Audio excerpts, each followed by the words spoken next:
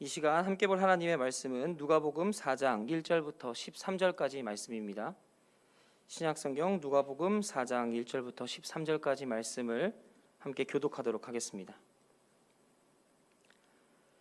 예수께서 성령의 충만함을 입어 요단강에서 돌아오사 광야에서 40일 동안 성령에게 이끌리시며 받으시더라. 이 모든 날에 아무도 잡수지 아니하시니 날수가 다음에 줄이신지라.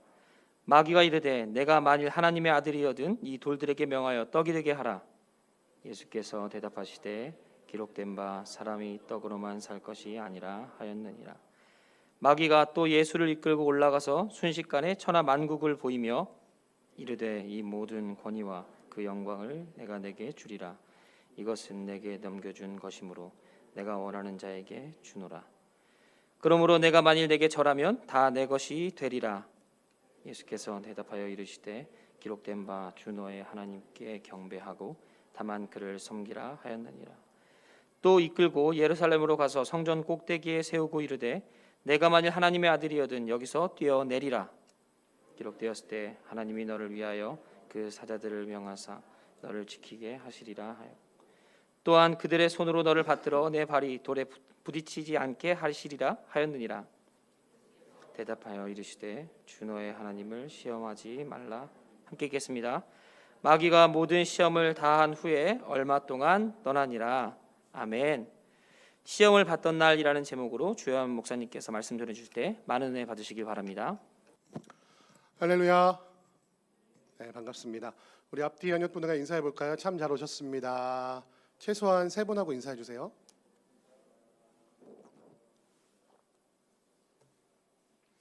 세 분하고 하셨어요? 엄청 빨리 하시네요. 네, 감사합니다. 오늘 누가복음 4장 1절부터 13절 말씀을 가지고 시험을 받던 날이라는 제목을 하는 말씀 함께 나누겠는데요. 오늘 13절을 다 다루기엔 시간이 부족할 것 같아서 오늘은 1절에서 2절을 중심으로 함께 말씀을 나누고자 합니다. 남은 절들은요, 앞으로 제가 기회가 주는 한 제게 설교가 맡겨지면 그때 계속해서 시험에 대해서 나누려고 하거든요. 예, 제가 설교할 때 꼭 오셔서 많은 은혜 받으시기 바랍니다. 안 하시죠? 오시지 않으면 저희 유튜브에서 제 설교를 또 보실 수 있습니다. 우리 예수비전교회 모든 설교가 유튜브에 지금 올라가고 있거든요. 여러분 조회수가 적으면요 편집하는 사람들이 힘이 안 나요. 아시죠? 네, 조회수를 많이 올려주셔서 조회수 올려준다기보다 말씀으로 늘 은혜 받으시며 그 말씀으로 살아가시는 여러분과 제가 되기를 주님의 이름으로 소원합니다. 예, 우리 예수비전교회 채널 많이 사랑해 주시고 구독과 알림 설정 꼭 해주시기 바랍니다. 하나님 말씀 들으시라고 하는 얘기예요. 아셨죠? 네. 자, 여러분 시험이라고 하는 단어를 뭐라고 생각하십니까? 시험. 여러분 시험 끝나셨나요? 끝나셨어요? 어때요? 시험이 끝나니까 어때요? 너무 좋죠. 네, 시험 당할 즈음에 시험이 또 오는데 어떤 시험이 오죠? 시험이 끝나면 어떤 시험이 와요? 성적표라는 시험이 오죠. 네. 우리 시험이라는 단어가 성경에 나오면요, 이 시험이 도대체 뭘 얘기하는 걸까라고 생각하는 분들이 많은데요. 일반적으로 우리가 믿는 자들이 시험이라고 말하면 두 가지 말하죠. 첫 번째는 뭐예요? 테스트. 그죠? 우리의 믿음이 어떠한지 아니면 우리 믿음이 더하여지기 위해서 하나님께서 허락하시는 테스트가 있다고 하고, 두 번째는 뭐예요? 템테이션. 우리의 죄 때문에 유혹에 빠져서 어려움을 겪는 것도 시험이라고 표현하는 것을 볼 수가 있는 것 같아요. 그런데 이게 테스트하고 템테이션이 이게 떨어져서 있지 않은 것 같아요. 늘 하나님께서는 이 두 가지를 함께 사용하셔서 합력하여 선을 이루시는 분이 우리 하나님이라는 사실을 기억하셨으면 좋겠습니다. 그 얘기는 무엇이냐면요, 아까 제 찬양 인도할 때 제가 말씀드렸던 것처럼 내가 어디에 있어도 무엇을 해도 하나님은 우리와 함께 하신다는 사실이에요. 믿으십니까? 테스트할 때만 나와 함께 하시고 유혹에 빠졌을 때는 함께 하지 않으시는 하나님이 아니라 하나님은 그 어떤 순간에서도 우리와 함께 하셔서 그것을 통해 하나님의 선하신 뜻을 이루시기를 기뻐하시는 분이 바로 우리 하나님이라는 사실을 꼭 기억했으면 좋겠어요. 특별히 난 지금 시험에 들었어, 다 내려놓고 싶어 하는 마음이 있으신 분들께 꼭 말씀드리고 싶습니다. 힘들고 지쳐있을 그때에도 하나님은 결코 우리를 떠나시거나 버리지 않으신다는 사실이에요. 하다못해 우리 신앙의 선배들을 보면요, 하나님이 없다라고 말했던 사람과도 하나님은 함께 하셔서 그를 변화시켰음을 우리는 신앙의 선배들을 통해 보게 됩니다. 성경을 통해 어떤 사람들도 보게 됩니까? 바울과 같은 사람들. 우리 다임 목사님 말씀 통해서 들었죠? 교회를 진멸하는 사람, 교회들을 멧돼지가 들쑤셔서 완전히 무너지게 만들려고 했던, 교회를 잔멸했던 그 사도 바울과도 함께 하셔서 그를 변화시켜 하나님의 사람으로 만드시며 하나님의 선한 뜻을 이루시는 분이 바로 우리 하나님이라는 사실을 믿으시는 여러분과 제가 되기를 주님의 이름으로 축원드립니다. 그러면 우리는 언제 시험을 당할까요? 우리는 언제 시험에 이릅니까? 대학생들은 시험 기간이 언제인지 이렇게 적혀 있으니까 미리 준비할 수 있잖아요. 하지만 미리 준비하지 않죠. 미리 준비하면 대학생이 아니에요. 미리 준비하면 이미 성인입니다. 대학생들 성인이신가요? 아직 아닌 것 같아요. 아직 시험 끝나고 좋아하는 거 보면 네. 방학이라 좋긴 하죠. 저도 방학이 좀 있었으면 좋겠어요. 저도 아직 성인이 아닌 것 같습니다. 여러분, 일반적으로 여러분이 시험이 언제 든다고 생각하십니까? 일반적으로 사람들이 내가 시험에 들었다는 거는 뭔가 내가 잘못하고 있을 때 시험에 들고 있다라는 생각을 많이 갖는 것 같아요. 내가 뭔가 선택을 잘못했나? 아니면 뭔가 인생 잘못 살고 있나? 그래서 내가 인생을 이렇게 살아도 되는가? 라는 생각을 갖게 되었나? 이런 생각을 할 때가 있어요. 그래서 대부분의 요즘 젊은이들이 이렇게 생각합니다. 내가 이렇게 살려고 태어났나? 내가 이렇게 살아가는 게 맞는 건가? 그래서 대부분 이런 생각이 들 때 어떻게 해요? 사표를 쓰죠. 그래서 뭔가 새로운 삶을 찾아보려고 해요. 그때가 시험 들었다고 말하는 사람들이 정말 많은 것 같습니다. 또는 어떤 뜻입니까? 내가 지금 죄를 지었나? 내가 지금 하고 있는 일이 하나님의 뜻과 맞지 않나? 라는 생각을 할 때가 있습니다. 과연 시험은 그때 올까요? 그때도 분명히 시험이 오겠죠. 근데 오늘 말씀을 보니까 그렇지 않을 때도 우리에게 시험은 다가온다라는 사실을 우리에게 말씀하고 계십니다. 오늘 누가복음 4장 1절에서 2절 말씀은요, 예수님께서 40일 동안 금식하신 이후에 마귀에게 시험을 받으시는 내용에 대해서 기록하고 있습니다. 예수님이 언제 마귀에게 시험을 당했나를 살펴보면서 우리가 어떻게 그 시험을 대비할 수 있을지, 어떻게 하면 그 시험 가운데에서 승리할 수 있을지를 말씀을 통해 발견하기를 소원합니다. 오늘 1절 말씀 보니까 이렇게 기록하고 있어요.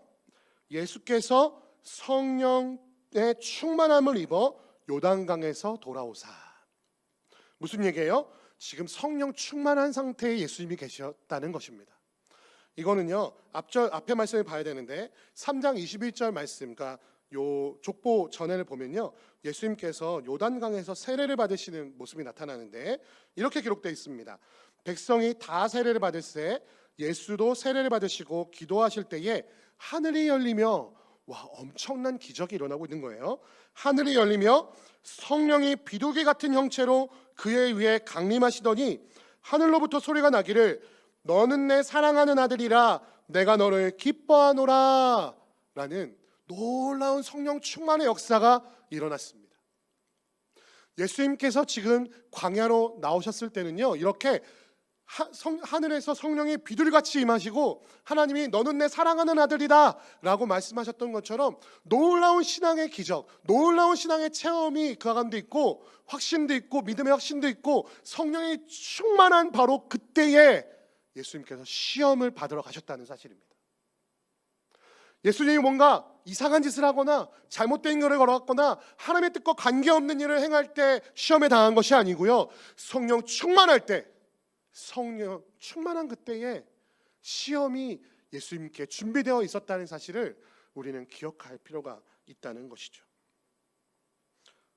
대부분 우리가 성령 충만함을 받거나 수련을 통해서 막 은혜를 받아요. 그리고 아니면 혼자서 큐티를 하면서 성경 말씀 보면서 막 은혜를 받아요. 그렇게 은혜 충만할 때 나는 하나님의 무슨 일이든 할 수 있을 것 같아요. 하나님께서 나를 통해서 막 위대한 일을 하실 것 같아요. 막 사람을 살리고 죽어가는 자를 살리며 막 눈먼 자를 보게 하고 막 이렇게 할 수 있을 것 같아요. 내가 지금 예수님의 이름으로 명하기만 하면 막 기적이 일어날 것 같아요. 근데 대부분 그럴 때 어떤 일이 일어나냐면요, 엄마가 불러요. 요한아 하고 부릅니다. 그러면 그때부터 어떻게 돼요? 내 마음속에 짜증이 막 일어나죠. 도대체 또 무슨 심부름 시키려고, 아니면 또 무슨 트집을 잡아서 나를 혼내려고. 이게 아이들의 마음입니다. 네, 부모님도 좀 기억해 주세요. 성령 충만한 것 같을 때 부르지 마세요. 시험에 듭니다. 네. 또 어떤 일이 일어나요? 하필이면 그날 버스가 나를 버리고 도망가요. 하필이면 그날 맑았던 하늘에서 비가 떨어집니다. 낙심하게 되고 실망하게 돼요. 그래서 또 시험에 들게 됩니다. 아, 내가 받았던 은혜 다 거짓말인가 봐. 하나님, 나도 어쩔 수 없는 인간인가 봐요. 내가 성령 충만하다고 생각했는데, 은혜 받았다고 생각하는데 또 인생이 나를 넘어지게 하네요. 왜 이런 일들이 반복될까요? 그 이유를 계속해서 찾아보도록 하겠습니다. 또 두 번째 보니까 1절에 그 뒤에 뭐라고 기록하고 있냐면요, 40일 동안 성령에게 이끌리셨다라고 말하고 있습니다. 지금 광야에서 40일 동안 성령 하나님의 이끄심대로 순종해서 40일 동안 순종하셨다는 것이에요. 여러분, 40일 동안 순종하는 거 쉽습니까? 아니요. 우리는 부모님 말씀 잘 듣겠다고 결심하면 며칠 가요? 3일 간다 그러죠. 작심삼일이라고 그러죠. 주님, 내가 은혜 받았습니다. 감사합니다. 새벽기도 나가겠습니다. 다음 날 아침에 알람이 울리면 어떻게 해요? 잘 끄고 자죠. 그처럼 우리는 순종하기가 너무 어려운 사람들이에요. 왜? 내 몸이 먼저 중요하고 내 생각이 중요하고 내 일정이 중요해서 하나님의 그 부르심과 하나님의 그 뜻에 순종하기가 너무 어려운 사람들이에요. 근데 지금 예수님은 어떻게 하셨어요? 40일 동안이나 순종하셨어요. 근데 어떻게까지 순종하셨는지 볼까요? 3절, 2절 말씀 보니까 마귀에게 시험 받으시는데 이 모든 날에 아무것도 잡수시지 아니하시니 날수가 다음에 줄이신지라. 금식하셨다는 얘기인데, 여러분 이 얘기 듣고 40일 동안 금식하지 마십시오. 잘못하면 생명에 문제가 생길 수 있습니다. 저는요, 금식 기도가 세상에서 제일 어려운 것 같아요. 먹는 걸 너무 좋아하나 봐요. 그걸 떠나서 안 먹으면 기도할 힘이 없어요. 그래서 제가 한월산 부원장님이 한 얘기를 너무 좋아하는데요, 여러분 금식하지 말고 밥 든든히 먹고 큰 소리로 기도하고 찬양하래요. 할렐루야. 모두에게 각자 은사가 있는 것 같아요. 누군가는 금식하며 영이 깨끗해져서 육체를 낮추고 하나님 앞에 귀를 기울임으로 은혜 받는 사람인가 하면요, 저는요 밥 많이 먹고 찬양하면서 크게 기도하는 게 더 좋은 것 같아요. 여러분 은사 주신 대로 하십시오. 네, 각자에게 은사가 다릅니다. 각자의 은혜가 달라요. 그런데 예수님은 40일 동안이나 음식을 먹지 않으시고 금식하시며 성령 하나님께 충성하셨어요. 그런데 그 뒤에 있었던 건 뭡니까? 여러분 40일 동안 금식한 사람한테는요 미음도 주고, 미음 먹은 다음에 수고했다고 맛있는 걸로 보양식도 먹여요. 그런데 지금 40일 동안 금식하시면서 성령님께 순종한 예수님께 주어진 상은 무엇입니까? 사단의 시험이었어요. 우리가 위대한 사역을 마쳤다고 해서 나에게 탄탄대로가 꽃길만 있는 게 아니에요. 사단의 시험이 기다리고 있을 수 있다는 사실을 우리는 기억해야만 한다는 것입니다. 또 마지막으로 무엇입니까? 이 모든 날에 아무것도 잡수시지 않아서 배고프셨어요. 여러분에게 묻겠습니다. 배고픈 게 죄입니까? 배고픈 게 잘못이에요? 아니죠. 밤을 새워서 일한 사람은 당연히 졸리고 피곤해요. 그런데 졸리고 피곤한 게 죄입니까? 아니요, 죄가 아니에요. 그런데 사단은 그것을 물어뜯고 우리를 시험한다는 것이, 우리가 육체에 연약할 때, 배가 고플 때, 졸릴 때, 피곤할 때 사단은 우리에게 시험을 던져준다는 것이죠. 오늘 말씀 보니까 예수님의 이 경우를 보면 시험은 우리가 아무 잘못을 하지 않아도 우리에게 올 수 있다는 것입니다. 아무런 실수도 하지 않았어요.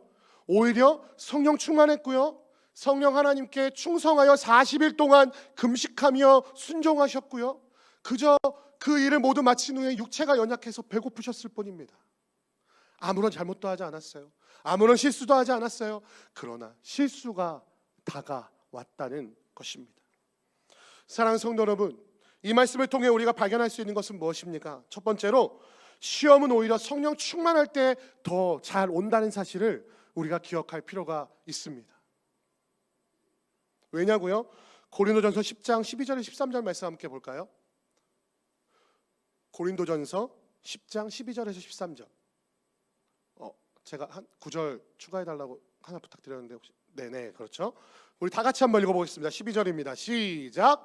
그런즉 선줄로 생각하는 자는 넘어질까 조심하라.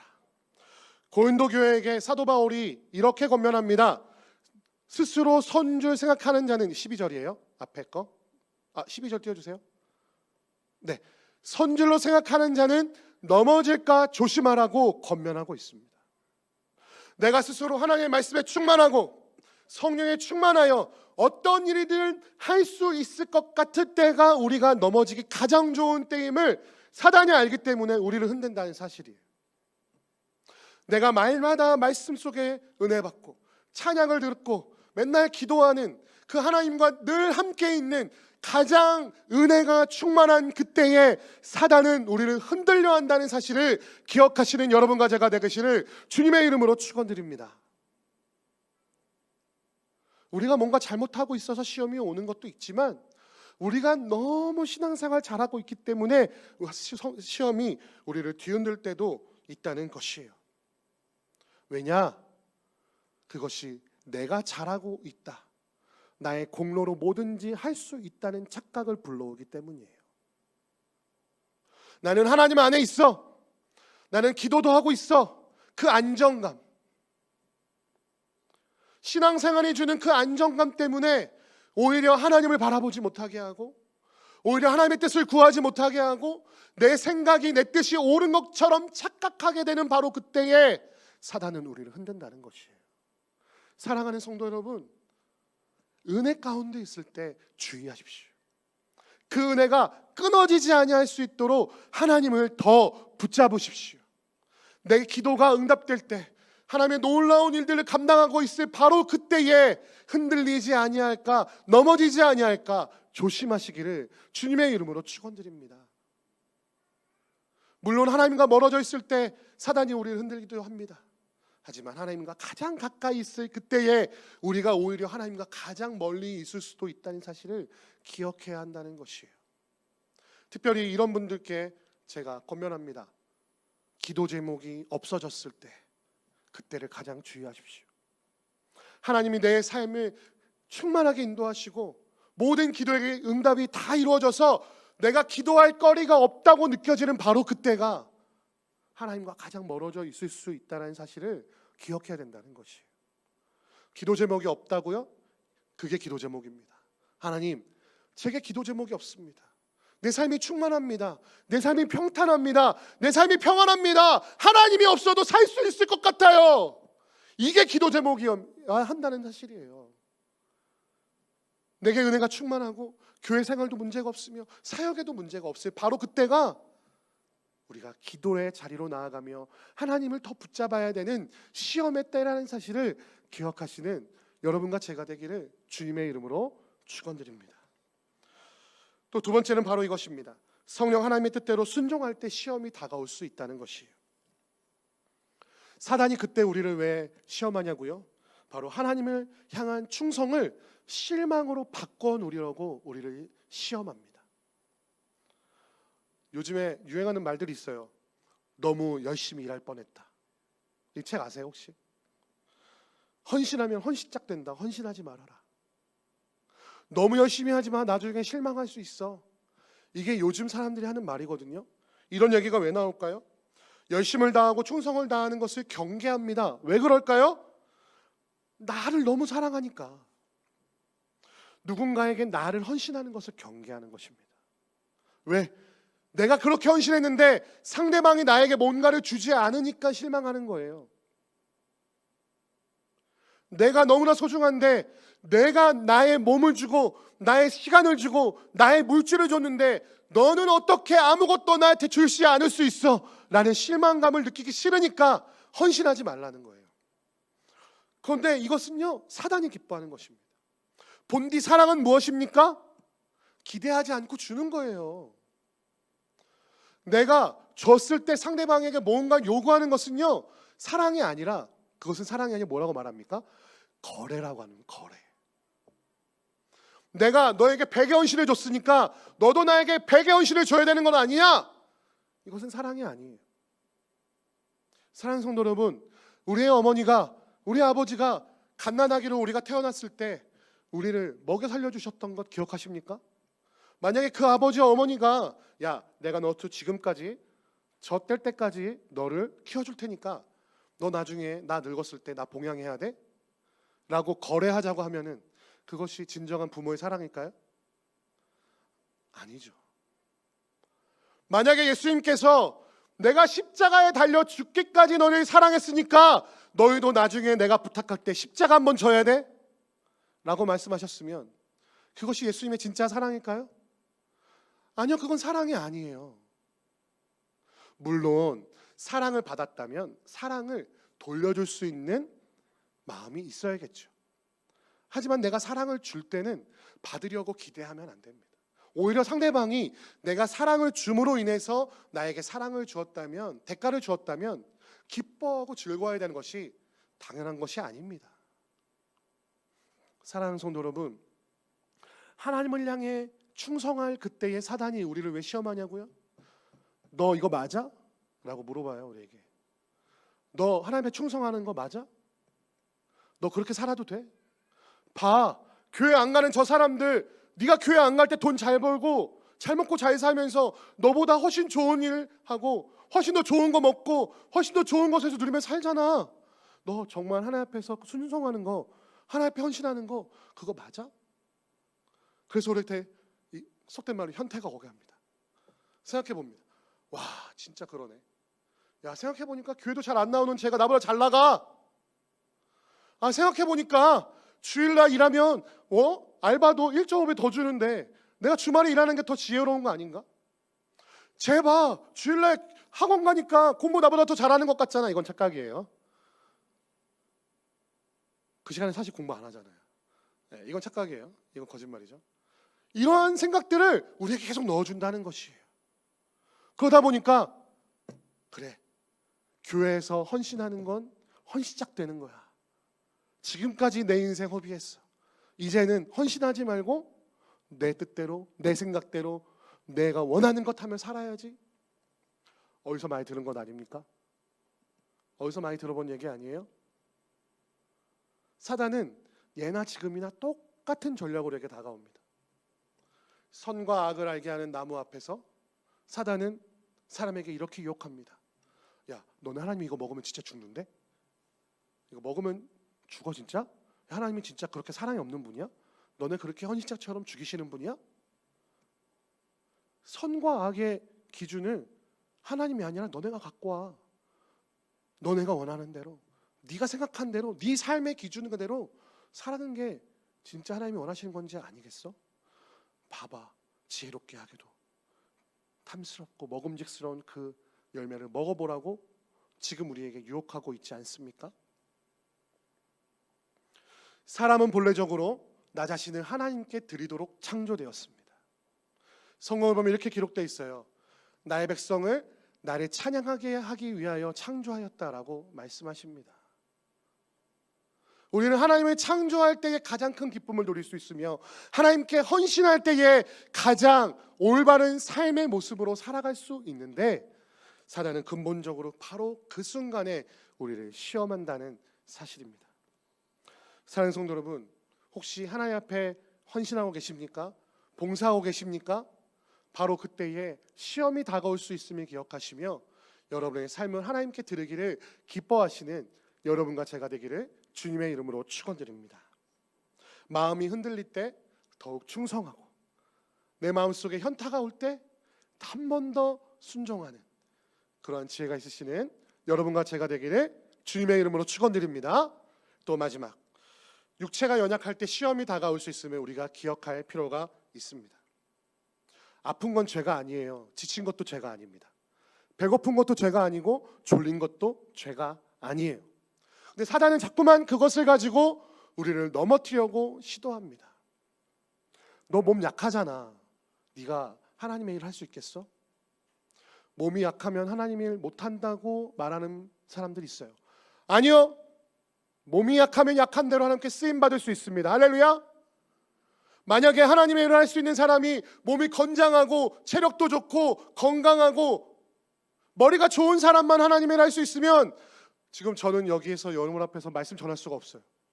저 체력 안 좋거든요. 좋아 보여요? 안 좋아 보이죠? 네. 살도 쪘어요. 여러분 보시기에 막 일 잘할 것 같습니까? 잘해요. 근데 좀 요즘 좀 몸무게를 줄이고 있습니다. 이거 보시죠? 이제 이것도 잠겨요. 네, 최근 제가 10kg 뺐습니다. 네, 더 빼기로 연합해서 약속하겠습니다. 네, 10kg 빼기 전에는 내가 뺄 수 있을지 없을지 몰라가지고 약속 못했는데 이제 약속할게요. 네, 좀 더 빼보도록 노력하겠습니다. 네, 건강하게 하나님 감당하기 위해서. 근데 건강하지 않았어요. 그런데 이런 부족한 사람이 앞에서 하나님의 말씀을 선포하고 있다는 것을 보면요, 연약한 자도 부족한 자도 하나님께서 쓰실 수 있다는 사실을 기억하셨으면 좋겠습니다. 요즘 이런 얘기 하죠. 야, 너도 할 수 있어. 그죠? 여러분 하실 수 있습니다. 특별히 제가 권사님들과 우리 연세 많으신 집사님들, 장로님들께 꼭 말씀드리고 싶은 게 뭐냐면요, 나이 많다고 뒤로 물러서지 않으셨으면 좋겠어요. 할렐루야. 이제는 그만 교사 내려놔야지. 이제는 그만 사역 내려놔야지. 아니에요. 바로 지금 이 순간 하나님이 당신을 쓰기를 원하신다는 사실입니다. 할렐루야. 봉사의 모양은 바뀔 수 있어요. 예전에 체력이 좋았던 그때처럼 일할 수는 없을지도 몰라요. 하지만 또 다른 모양으로 또 다른 곳에서 하나님이 당신을 사용하시길 원하신다는 사실을 기억했으면 좋겠습니다. 내 체력이 약하면 약한 대로, 내 지력이 약하면 약한 대로, 내 마음이 약하면 약한 대로 하나님의 나라에서, 하나님의 교회에서 쓰임받을 곳이 분명히 있다는 사실을 기억하는 여러분과 제가 되기를 주님의 이름으로 축원드립니다. 한때 이런 수술이 많이 있었다고 합니다. 맹장이 언제 터질지 모르니까, 생리학적으로 보니까 맹장은 아무 일도 안 하는 것처럼 보여서 맹장이 터지기 전에 먼저 맹장을 없애는 수술을 했대요. 이게 얼마나 어리석습니까? 내 육체에서 이건 하는 일 없이 갑자기 터지면 아플 수도 있으니까 미리 제거하다 보니까 맹장이 하는 일이 약해지는 거예요. 그렇지 않습니까? 하나님께서는 우리를 지체라고 말씀하십니다. 우리 교회에 쓸모없는 사람이 하나도 없어요. 우리 몸의 육체의 사지에, 이 몸에 쓸데없는 데가 없는 것처럼 여러분이 하실 일이 분명히 있습니다. 하나님의 부르심 앞에 순종하며 귀하게 쓰임받는 여러분과 제가 되기를 주님의 이름으로 축원드립니다. 또 우리의 육체가 연약해서 힘들 때가 분명히 있어요. 언제나 우리의 컨디션이 이렇게 높을 수는 없잖아요. 우리 텐션이 언제나 높을 수는 없는 까닭이에요. 제가 말씀을 전하면서도 어느 때는 텐션이 막 좋아가지고 막 열변을 토할 때가 있는 반면, 그날에는 아무리 소리치려고 해도 힘이 없을 때가 분명히 있어요. 별로 없긴 하지만 분명히 있어요. 그렇지 않습니까? 저라고 해서 언제나 늘 기쁠 수는 없잖아요. 언제나 늘 성령 충만할 수는 없잖아요. 하지만 그렇다고 해서 하나님께서 내게 주신 그 사명을 내려놓지 말라는 것이에요. 사단은 우리의 컨디션이 안 좋을 때 우리를 공격합니다. 야, 너 그렇게 해서 하나님을 할 수 있겠어? 너 그것밖에 못하면서 하나님이 기뻐하시겠어? 이건 사단의 말이에요. 하나님은 언제나 한 번도 너의 연약함 때문에 내가 실망했어라고 말씀하지 않으십니다. 너의 부족함 때문에 모자라서 내가 기쁘지 않아라고 말씀하지 않으신다는 것이에요. 하나님은 늘 우리를 보시며 기쁨을 참지 못하신다고 말씀하십니다. 근데 그때가 언제냐고요? 우리가 아직 구원받기 전부터 우리를 기뻐하셨어요. 내가 하나님의 말씀에 순종하기 전부터 나를 사랑하셨어요. 내가 하나님 앞에 회개하기 전, 죄 가운데 있을 때에 예수 그리스도를 이 땅으로 보내셔서 우리의 사랑을 증명하신 분이라는 사실입니다. 내가 좀 연약할 때요? 내가 많이 배고파요? 많이 졸려요? 많이 피곤합니까? 사랑하는 성도 여러분, 졸리면 주무세요. 제발. 안 자면서 힘들다고 말씀하지 마시고 주무세요. 배가 고파요? 식사하세요. 돈이 없으면 저한테 오세요. 제가 고기 사드릴게요. 혹은 사랑하는 사람들과 함께 만나서 기쁨을 누리세요.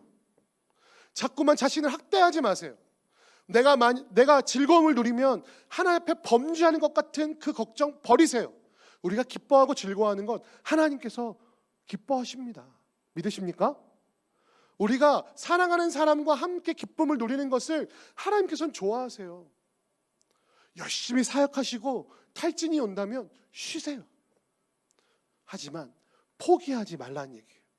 하나님께서 주신 그 사명을 버리지 말라는 것이, 나는 할 수 없다고 말하지 말라는 얘기예요. 입으로 범죄하지 마세요. 나는 할 수 없어, 나는 부족해, 나는 나이를 많이 먹었어, 나는 힘이 없어 라고 말씀하시지 말라는 것이에요.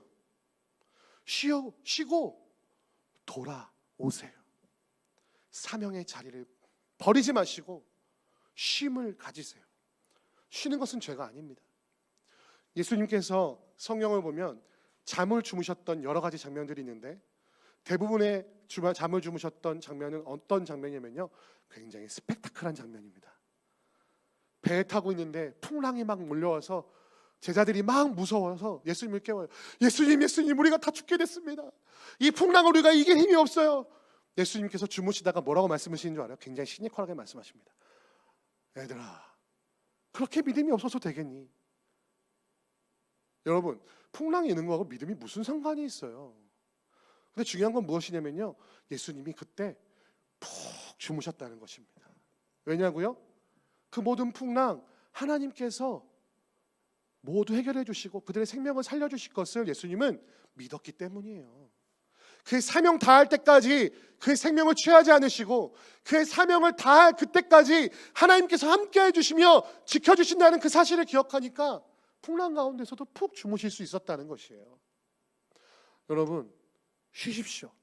예수님처럼 풍랑 가운데서 푹 주무시고 일어나십시오. 그리고 다시 한번 힘을 얻어 하나님의 그 사역의 자리로, 하나님이 부르시는 그 사명의 자리로 나아가시는 지혜가 있으시기를 주님의 이름으로 축원드립니다. 배고플 그때에 시험이 다가온다면 말씀으로 이기시고 먹고 마시고 잠으로 인하여 새 힘을 주시는 그 하나님을 발견하시는 여러분과 제가 되기를 주님의 이름으로 축원드립니다. 말씀을 정리하겠습니다. 시험 우리가 성령 충만할 때 올 수 있다는 사실을 기억하십시오. 내가 내 힘으로 할 수 있을 것만 같은 그때에, 모든 일이 잘 풀린 것 같은 그때에 오히려 선자들은 넘어질까 염려해야 된다는 사실을 기억해야 된다는 사실을 기억하시며, 또 하나님의 말씀대로 충성하는 바로 그때에 그 충성을 실망으로 바꾸려 하는 그 사단의 목소리에서 자유함을 얻는 여러분과 제가 되기를 바랍니다. 우리의 육체가 연약할 때, 나는 연약해서 할 수 없다고 고백하고 싶은 바로 그때에 시험이 다가올 수 있음을 기억하십시오. 예수님도 배가 고플 그때에 그 배가 고픔을 꼬투리 잡아 사단이 시험했다는 사실을 기억하며 그것을 말씀으로 이기시고 잘 드시고 잘 주무시고 푹 쉼을 가지시고 다시 사명의 자리로 돌아오는 지혜가 있는 여러분과 제가 되기를 주님의 이름으로 축원드립니다. 아멘.